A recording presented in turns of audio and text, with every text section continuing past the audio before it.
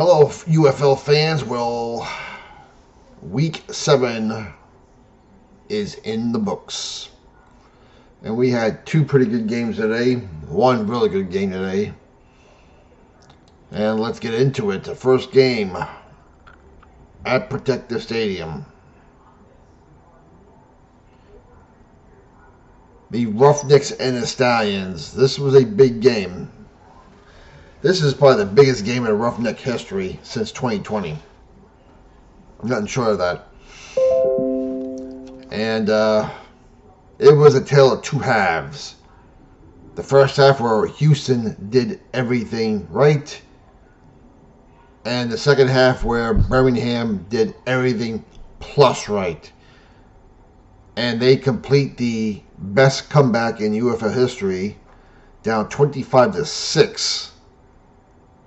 They scored 27 unanswered points and defeat the Roughnecks 33-25, improving them to 5-2 with the tiebreaker edge over the Panthers right now, and the Roughnecks 4-3-4. Roughnecks are still in the playoff hunt, but they're going to need help.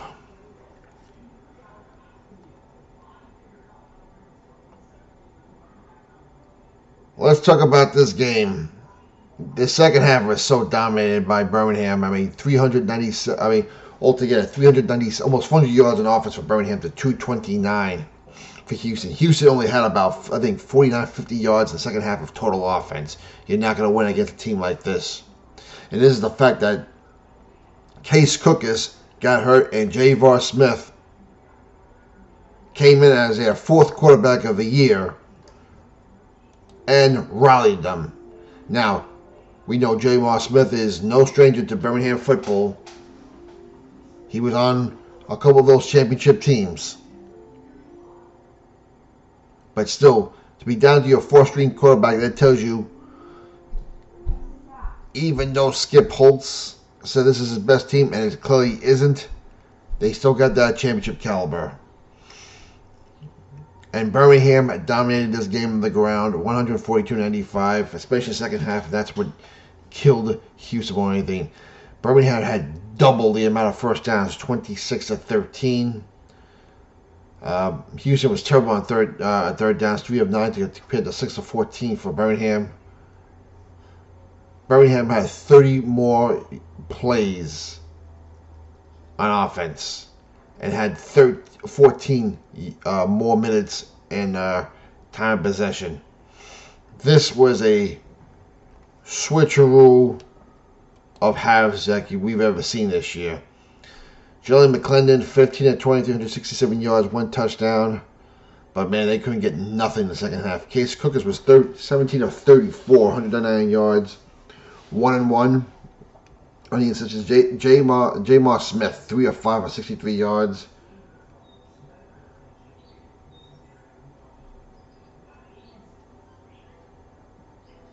But what a day for J.M.R. Smith. And with that,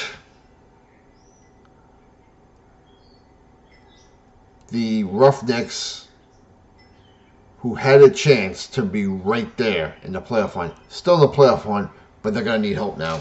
There's no doubt about this. And this was a total second half collapse. Hey, this is why Birmingham has won 3 championships in a row. And I'm not going to lie, for the sake of the league, they needed Houston to win this game to bring more competition in the USFL Conference. But also to help the Houston franchise all along. It wasn't meant to be, though. Let's get to the second game quickly. I'm not going to talk much about this game. The I-55 series between St. Louis and Memphis.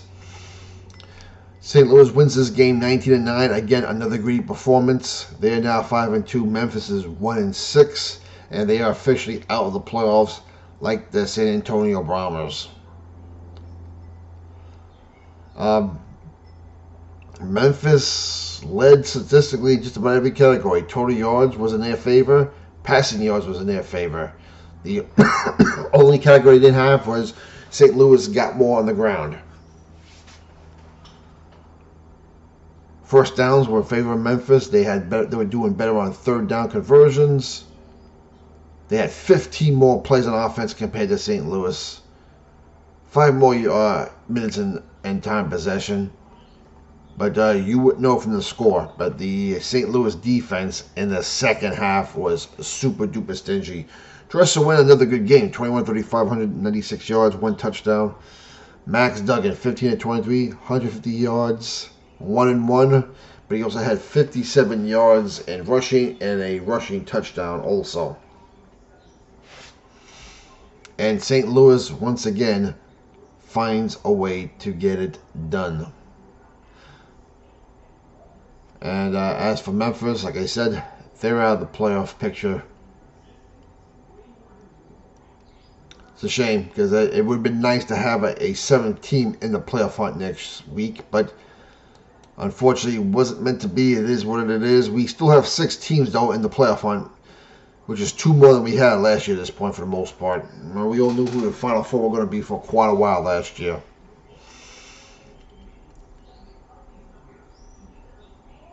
But as for the Roughnecks, they're going to have to win this week. They got to play the Panthers at home, which they're capable of beating the Panthers. But Michigan and Birmingham have one more game, and they're going to need Birmingham to beat Michigan a second time for them to have a shot at this. Same thing with the Arlington Renegades. The Arlington Renegades have 3 games left. They play DC Defense at Audi Field this week. They're going to need to win that game. And depending what happens, DC and St. Louis play the last game of the year, the last Friday night game of the year. And basically Arlington and Houston are going to have to win their final 3 games and get help, depending how the cookie crumbles here.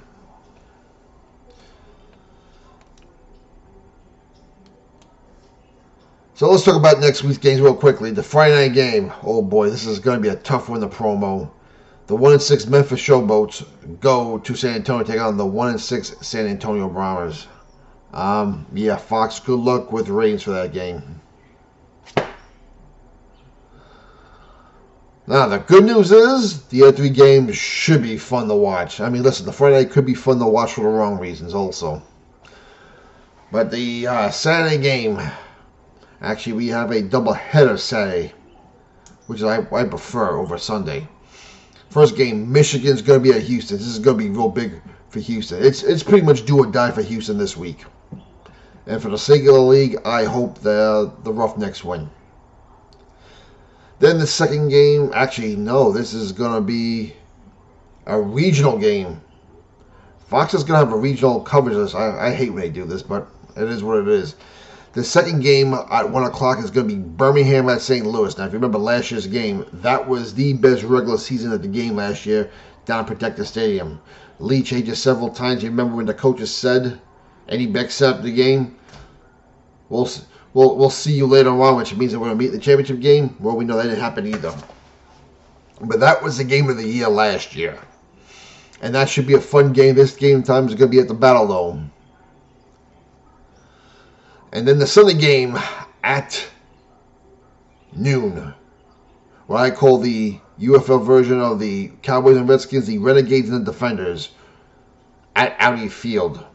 Now, I'm not going to lie, the Renegades need this game.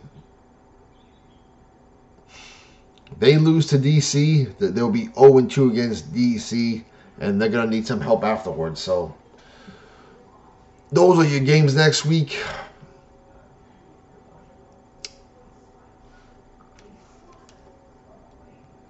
Should be 3, actually could have 4 fun games, but 3 that really mean anything.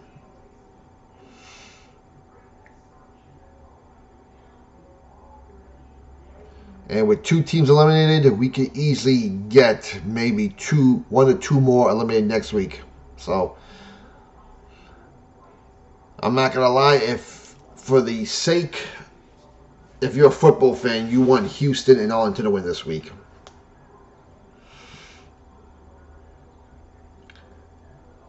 And you also want St. Louis to beat Birmingham. If you want to keep the games exciting for weeks 9 and 10, that's what you want. Anyway, your comments down below. What's your opinion? I'd like to know about this week's games or next week's games. And for the love of football, we'll talk to you in a few days about the ratings and the players of the week.